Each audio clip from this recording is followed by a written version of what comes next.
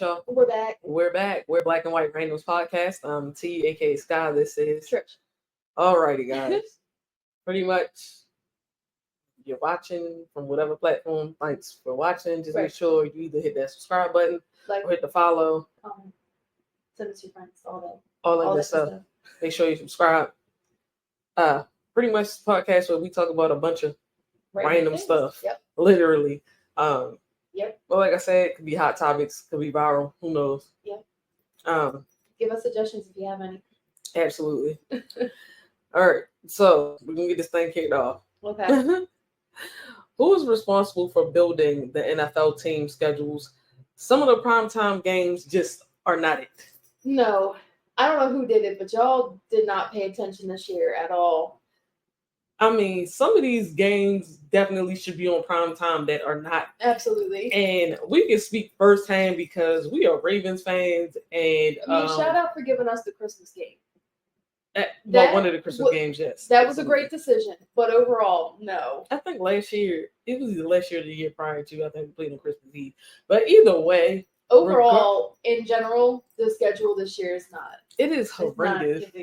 It's only because of the slots of times they have for some of these games. They start the season right when they put Kansas City and the Ravens on Monday night primetime. Yeah, Absolutely fine with that. Yeah. I just got one question. Whoever made this schedule, how the heck is the Ravens and the Eagles playing at 4:40 or 4:45 or whatever it is on Sunday this week? Ooh. Like, that is absolutely absurd. Like, who decides this stuff? Yeah. That should have been the 8:00 game. I'm sorry. Yeah. That should have been the primetime game. It is no way that should have been the primetime game. Y'all put that game on at 4:40 in the evening after, like, what are y'all really thinking about? Then in other news, it also pertains to the Ravens schedule, but skipping the prime time in general. How do the Ravens have 3 games in like 10 days? Like that whole week of like Christmas or whatever, there's 3 games in 10 days. Answer that. Because no, you wouldn't do that to any other team. I feel like there's probably some other teams. I don't want to misspeak and say that they're not. It feels like, okay.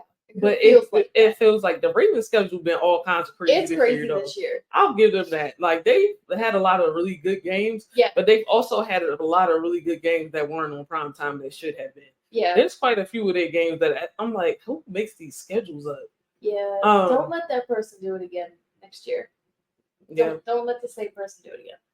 I don't know. Or they need to figure out a way where they can do like prime time has like some double or triple like games on it where it's like Sunday night football or whatever, where you can have 2 to 3 different games on. I think they've done it a couple times with Monday night this year where there might be like 2 games on, but like they got to figure that out because overall it's like trash. Yeah, the schedule this year is not very good. Because first of all, NFL, like some of these teams are like really, really good. The only thing that I could say the salary cap, which I figured this was going to be the benefit of it, down the stretch, down the road, which we're down the road now, of team salary caps or having salary caps. But it allows the talent in the NFL to be spread out. Like, it's not so condensed into like teams like when you had like the Patriot dynasty and all that. I feel like, it was the Patriots, then it was one other, like you might have had the Colts doing really well for a while. But not like a huge stretch of like, oh yeah, they absolutely won the Super Bowl every year or every couple of years or whatever. Mm-hmm. Even like the Cowboys back in like the 90s and stuff like that. But like it leaves room for other teams to actually build. So like you got like the Lions, they're really good. The Bills are decent. Mm-hmm. You got teams like coming out of nowhere, like Cleveland was like one of those rare ones that I was like, you never know how Cleveland was going to swing. Cincinnati is like historically been usually good. Yeah. I mean, I'm not gonna say they've been the best team, but like they usually, have they're not gonna be the worst team. Yeah. So I don't know.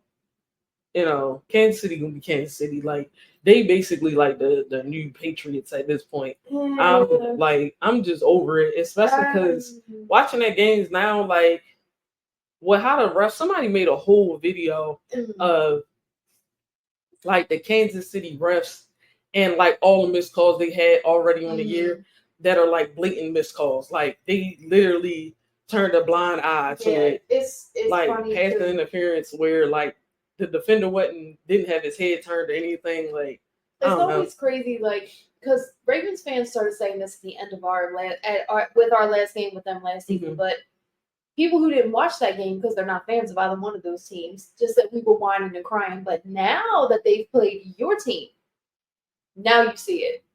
That's crazy.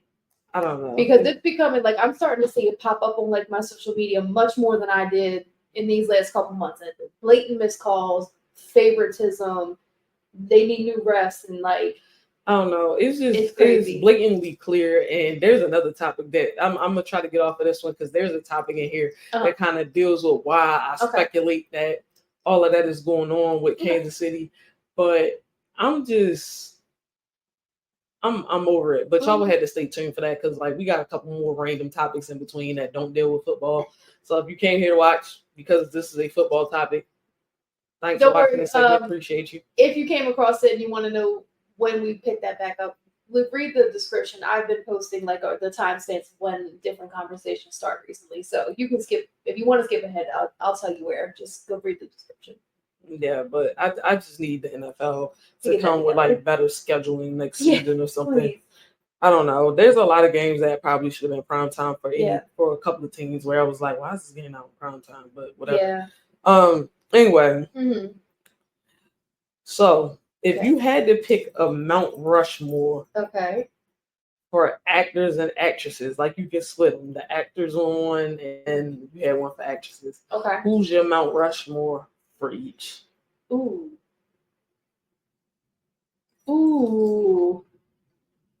I would put Meryl Streep and Julie Andrews on there. For the women. Absolutely. It's for them. I'm trying to think of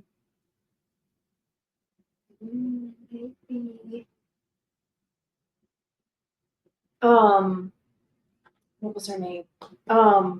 Olivia Newton-John. I would put her on there. She did a lot of very like different types of roles and some really iconic roles. I mean, she's had a couple of those. I can agree. And then I don't know who my fourth would be for the women. See, this is why she comes up with the topics because she can catch me off guard. I might come back to that. I'm gonna start on the men. Johnny Depp, for sure. He would go up there. I can see that. Yeah, I think Mel Gibson would go up there. Probably Denzel. And maybe not surprising. I would put Kevin Hart up there. Kevin Hart is like I don't know. He was one of those surprise like. Yeah, that's why I would put him up there. Literally because like I'm surprised that he ended up being as good as he is. But then again, like his comedic timing is like always on point. It's incredible. Films, anyways. Yeah. If I'm gonna throw out a fourth female,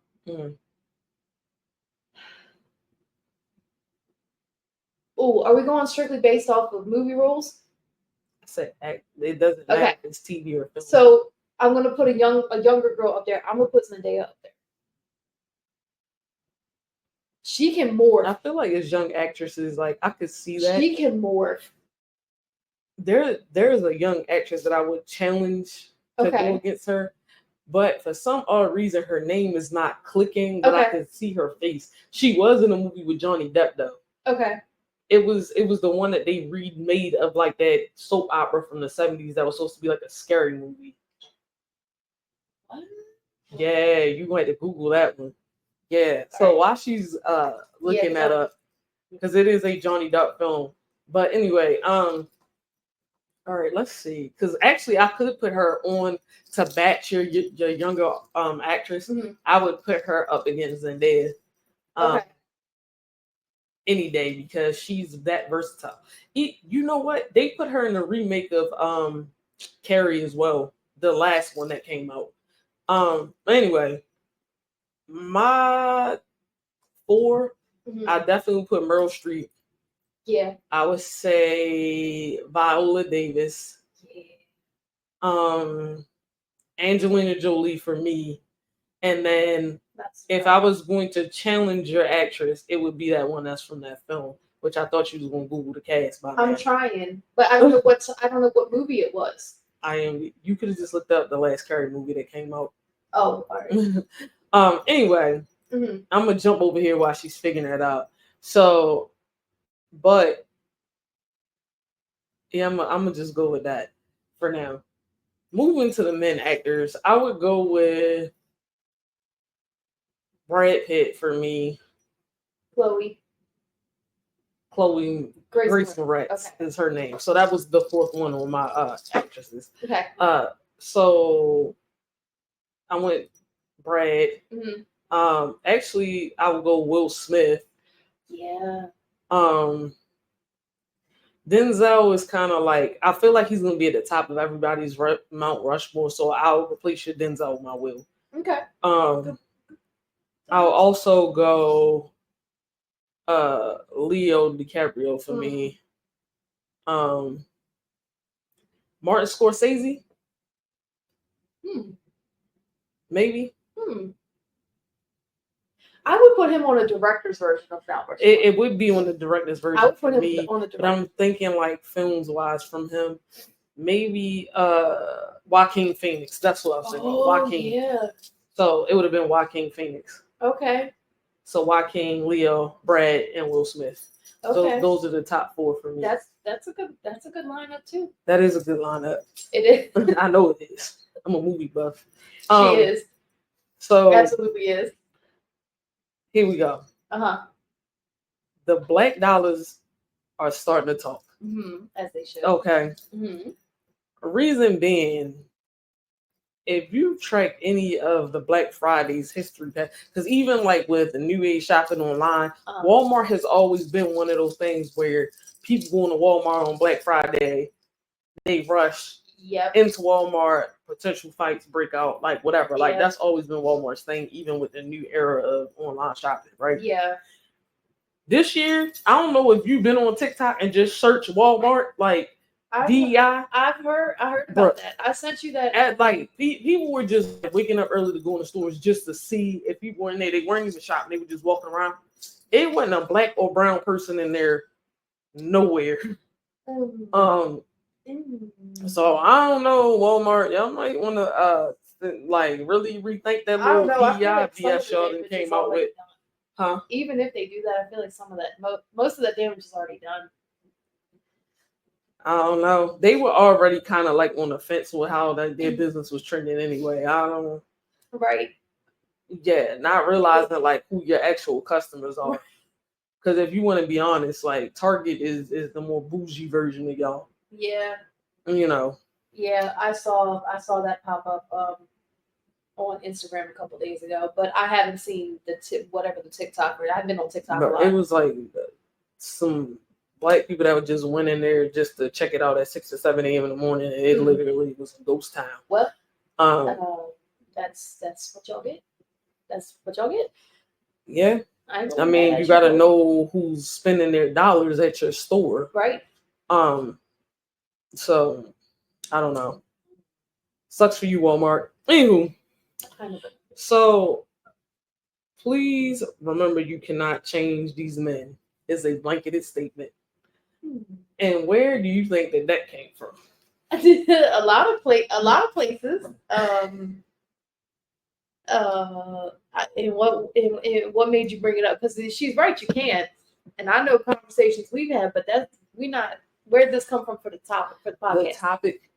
So that same therapist that interviewed Cam Newton and Nick Cannon was on that popular podcast that's always on TikTok, but that panel with like 4 or 5 black women and men sitting Tonight's on the conversation. Huh? That one. Tonight's conversation. I think it is, where they always have an audience or whatever. They sit on stage. So she was on there with them, and you know, she basically was just telling this woman, because she was like talking about whether or not she should go back to her man because he, you know, serial cheater, yada yada yada. And she pretty much was like, how often do men really change their habits? She was like, they'll change when they want to change, but you cannot change them.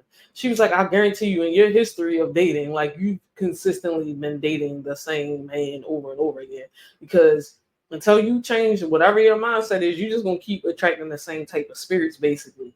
And she was like, clearly, you're somebody that will take and put up with it. Like, he already knows once he gets caught again. Like, he meant to get caught. He knows what to do to bring it back. Yeah, he didn't care if he got caught, and he continuously does it.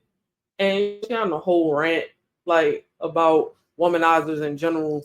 And then like basically, of course, she tried to go from like the psychological aspect of why women and men do this to themselves repeatedly. And like we all know, like if you really think about it, most of our habits, our dating habits, come from childhood, how we were raised. Mainly women, our dating history usually goes about how our relationship was with our dad. And for men, their relationship with their mom. Right. And or the lack thereof, the relationship that they actually had with their dad, like him not being present. Sometimes to the lack of a mother. Sometimes. That too. But it was just wild because God got up all loud. Man, you know, love is love, and they're like literally trying to defend it. She's like, she want to forgive him, let him forgive him, and okay, that's fine, but that woman shouldn't spend the rest of her life settling for that. That's the point. Right. He biblically tried to bring up the love is love thing, like, oh, it loves everyone, and love it'll fix everything. And one of the guys on the panel stood up and he was like, really? He was like, did love keep you from cheating on her? Oh, I was like, bruh. Yeah, no. I don't know. We just got to do better for ourselves out here. Yeah, that's women and men. Stop settling for someone who's not willing to give you even half of what you're giving. Like, you got to stop that. I feel like women can exhibit toxic behaviors as well, and toxic cycles. So, like, women aren't innocent either. I just think it's just harder to figure people out because you got some men that want the submissive woman, but then they don't want everything that really comes with her being submissive. Because you can't say you want a submissive woman, but then want to go 50-50. Right. Like that doesn't add up either. I don't know. That just brought up this. It was a guy who posted this video, but the point stands strongly for a lot of us. He was stepping on people's necks. He said he was like, so my therapist insulted me this morning. He said he was telling him, or was it a she? I can't remember who said this. I think I saw it kind of pop up from both ends. But either way, it was like, I'm giving to everybody, I'm pouring into everybody, and da da da da da da. And they try to root it biblically, and they're like, I'm overflowing. And the therapist was like, how you overflow if you ain't feeling yourself first? An overflow is an abundance of. If you're not feeling yourself, you're not giving nothing to nobody. I mean, that is true. And they were like, and they said they sat back in the chair and they said, oh, I'm done with you today. And they got up, they were like, I'm done. And my session was over. Like, I couldn't handle no more. Because like that slapped me in the face. I mean, because like you wonder why you out here feeling like this, and you're literally giving it all. But that's why they suggest most people go to therapy. Absolutely. Because most people don't want to believe their shit stinks. And right now we live in a society where everybody is just for self. For the most part. They are out for what benefits me. Right. It's all about me. Meanwhile, you could be just as damaged, just as hurt, just not fulfilled. Whether that's spiritually, emotionally, like whatever is going on up here, you haven't fixed. Right. Like there's things that are embedded with like far within our brain and our subconscious that we didn't block that out because we got damaged from God knows how long ago. Right. And that's why therapy will eventually lead you back to a conversation about childhood. Any good therapist will take you back there because you don't remember a lot of that shit. You've integrated it and lived with it for so long that you've never taken it apart to dissect it. And once people actually start to go back, even the people who were like, I'm never gonna go to therapy, they become accepting of the benefits of it. Like, I'm not gonna say a believer because it's not that you should believe in it because that's not what I'm saying. But like, you can see the benefit of it if you actually open-mindedly give it a try. Yeah, I mean, in general, like a lot of people don't know that a lot of habits and behaviors that we are comfortable with having is just our nervous system trying to protect us from being hurt. Because that's what your nervous system is really like designed to do.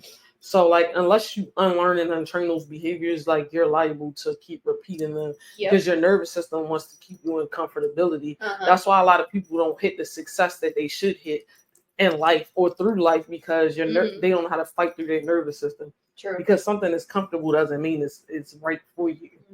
It just means it's keeping you comfortable in a state that you're comfortable with living in. Yeah, it's maintaining your status quo.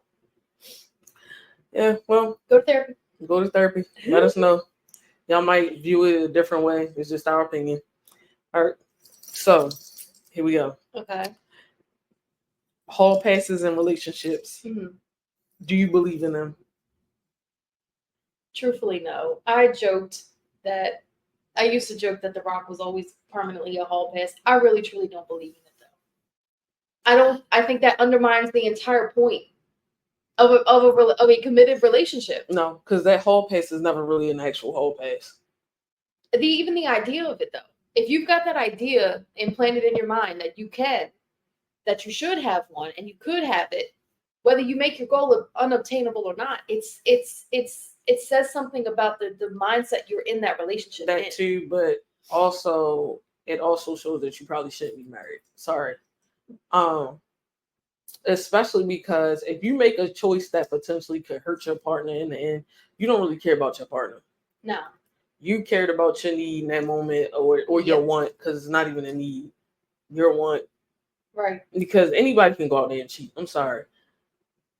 You as a person, once you go to cheat, know it's going to hurt the other person or go to step out, even if it was a hall pass and you were given a hall pass, that still has the potential to damage your relationship. Oh, yeah. Because in theory, it's one thing, but when it actually, if it actually happens, that changes everything. It changes the dynamic within the relationship. Oh, yeah. So, I don't know. That's keep it a bean. Like, to me, it's still cheating, whichever way you want to do it. Yeah. Whether it was actively knowing or your partner actively knowing that you were going to do it. It's still adultery, whichever way you want to look at that. Yeah. And the one thing that is expressed in the Bible, and that is the only stipulation within the Bible for you to get a divorce, is adultery. So there you go. True. Anywho, now back to that first topic. Okay. Because I'm gonna bring this full circle. Uh-oh. Travis and Taylor Swift's relationship, is it for the media? Oh, I think it is. I all the way wholeheartedly believe it is. And there's multiple things to lead me believe. Hollywood has been known to have people set up just for the benefit of both of whoever those representatives are. It could be an actor and an actress. Actor and actress, or an athlete and a singer, prime example, or whomever. Right. They will put those two fan bases together just to boost that person. And at the end of the day, like, I just feel like this is a whole setup. Number one, I'm not going to go off of types because I really didn't want to do that. But if you were to historically probably put Travis Kelce's last 3 to 4 probably relationships before her together and then put Taylor Swift next to them, like that is wild. And I'm not saying people don't have multiple types. I'm definitely not going to say that. I mean, it could have just been him having himself a good time and dipping his foot in the water just because it looked fun and dating these black women. It's possible. It could have been. However, as crazy as it seems, and that could have been the case for him. Maybe those black women were just something that he wanted to pass the time with. Cool, whatever. Do you? But you're not fitting to tell me that this real thin ass white girl that's unseasoned and her fan base can say whatever and do whatever they want to do. Some of her music I do like. Yep. However, it's just not. Sometimes they don't even look happy when they have pictures of them out. Like, bro, I seen them get off a boat and he going one way and she dragging on behind. Like, it just looked crazy. Yeah. Like, they put on for the cameras when they know they're there. When they don't, like, this whole thing don't make no sense. It doesn't. Like, how they even got together made no sense. Then him coming up with I always had a crush on her from the time that I was, and I'm not gonna say that he probably maybe he did. Yeah. I don't know. But what I will say is Taylor Swift got a lot of books. She got a lot of fans on top of having a lot of bucks in her account. Okay. Travis Kelce nowhere near Taylor Swift level when it come down to cash. Taylor Swift is a billionaire. If you want to be honest. NFL sees Taylor Swift as a cash cow. They absolutely do. They know exactly what they did. Truthfully, the biggest thing that makes me feel like that is just for cameras is how the NFL has treated the entire thing. It has literally been a PR move for them. And if nothing else was going to make me feel like that, the way that they've handled that whole thing. They built their schedule this year around her tour schedule. Admittedly so. Come on now. So she can come to so she can be in attendance. Come on now, y'all. Y'all gotta see that. They still can add up with her schedule, but the majority of them added up with her schedule. Come on. I'm just like, knowing she was on tour, I was just like, this is just, it's a scam, is what it is. It does feel like one. And the NFL has made it blatantly clear that their refs will get out there and play the ref game. They did the most damage to that whole. My opinion is mostly influenced by how the NFL has handled it. Honestly, absolutely. And my thing is this: they also knew they couldn't let Kansas go undefeated this year too. Yeah, they've only lost one game, which was last week. Let's be for real. Mm-hmm. So they know what they're doing, and I really hope it don't come back to shoot y'all in the foot, because if they figure out that this shit is really rigged like the WWE, y'all gonna start losing viewership just like that. The NBA starting to lose some type of viewership as well that I was reading the other day. Mm-hmm. Yeah, so we're gonna have to just get that figured out. Yeah. But moving along. Mm-hmm. Do you remember your first Black Thanksgiving experience? Kind of. It was a friends with his family. And I feel like it might have been 7 or 8 years ago. Wasn't like as soon as we got together. It was a while. But yeah, I mean, I had known everyone long enough by then. It wasn't awkward. Like everyone knew who I was already. So it wasn't like I came in brand new. That stereotypical. My thing is, how did you feel about the difference in experience? Because the culture is different. And then not only is the culture different, the food is definitely different. The food was the biggest difference, because I wasn't shocked by culture. I wasn't surprised by that. I had been there before. I'd been with the family, so I can't say I didn't walk into it not knowing. But the food, though, some things changed. Yeah, because that box stuffing your sister was making. Lord have mercy. That was fun. Okay, who made it? Was that your sister house? That shit. Listen, to all y'all out there, please stop making that damn box stuffing. It's not great. You can even get the bags of the stuffing instead of the box. The bag is better than the box, but the box has got to go. The bag is mid, but them boxes, y'all. That box. I don't care which box it is. It's not. Just stop. It's not working. And then y'all people that go heavy on the garlic season with stuffing, please stop that too. Yes, it's some of y'all out. No. Yeah. And I like Thanksgiving food, but I'm tired of it. 5 days in, like most people. Yeah, around about day 5, I'm like, I can't eat no more. I can't go home and have this again. Them first couple days though, I'm like, yes. Trust me, you got leftovers for days. You do. Literally. You got lunch and dinner for days. Yep. Man, I seen some lady on Instagram. She made like a new style of soup though. It wasn't just like a traditional turkey soup. It had quite a bit of the Thanksgiving dishes in this soup. I'm intrigued. It was crazy. And I think she used like some what is the noodles called? The little fettuccine noodles. Fettuccine? Yeah, it was crazy. That does sound crazy. It looked good though. By the time she finished making it, I was like, I'm gonna try that. I still have my mind stuck on one of our reaction videos from last year, the Thanksgiving egg roll. That still intrigues me. Someone come on and make this happen. Oh, the Thanksgiving egg roll. That still intrigues me. I'm not even gonna lie. Yeah, just Can leave you the starches out of that for me, because I feel like if you start putting a bunch of starches in there, it's taken away from it. Yeah, it could. But anywho, let us know you guys' opinion if you're on YouTube. I believe you can comment there. I don't know which one. I think one of our other platforms you might be able to leave comments as well. It's either Apple or I think it's Apple Music. You can leave comments. Just I don't know. Find us on YouTube. Heck, y'all can't even email us for real if you want to go that deep with it. Our email was also listed. Yeah, so if you're listening, you want to watch, if you like she said, you can email us too. Everything is Black and White Reacts, is Black and White spelled the normal way. Reacts is REACZ. Y'all can even find us on Instagram. Instagram, TikTok. We haven't posted yet. We're working on that. But we've got we're that. working on TikTok. We'll see. Yep. So you can find us on pretty much every social media platform using that handle right there. You want to spell that Black and White Reacts on? Black and White, and then Reacts is REACZ. It's REACZ. Anyway, we'll see you guys next time. Like, comment, share, subscribe, hit that notification bell. We'll see you guys next time.